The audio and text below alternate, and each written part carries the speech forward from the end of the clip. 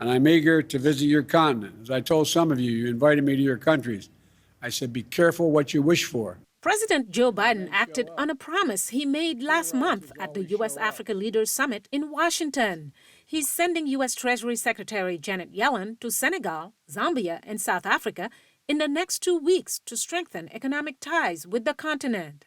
Cameron Hudson is a senior associate with the Center for Strategic and International Studies Africa program. And this is, I think, the first of hopefully many steps to engage Africans on the continent. But there's an overall message, I think, that they're trying to send as well, which is that Washington is present. And that message is not only for the Africans, but it's for Chinese, it's for Russians competing with the United States in these markets. Senior Treasury officials say the purpose of the trip is to learn from and exchange ideas with African government officials, private sector leaders, entrepreneurs, and youth to deepen economic ties between the U.S. and Africa and chart out new opportunities for trade and investment.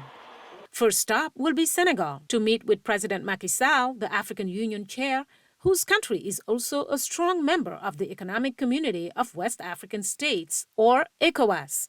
This is an opportunity for Sall to discuss unfair international trade practices, says Chisanga Chekwe, president of the Canada-based Masomo Education Foundation charity. Among the foremost efficient cotton producers in the world are Benin, Burkina Faso, Chad, and Mali.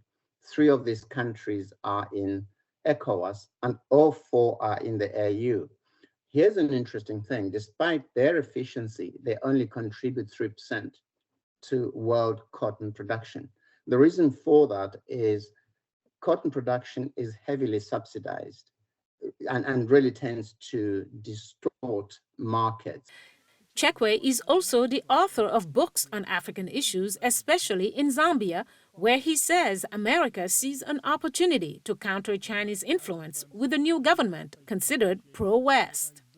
It is seen as a government that is wary of China. One possible area of immediate cooperation is a restructuring of the $6 billion debt that Zambia has to China.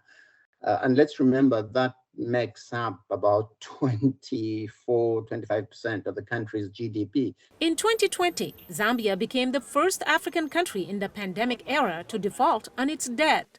But whether money is owed to China or financial institutions, Zambia is not the only African country with a debt burden, says Hudson.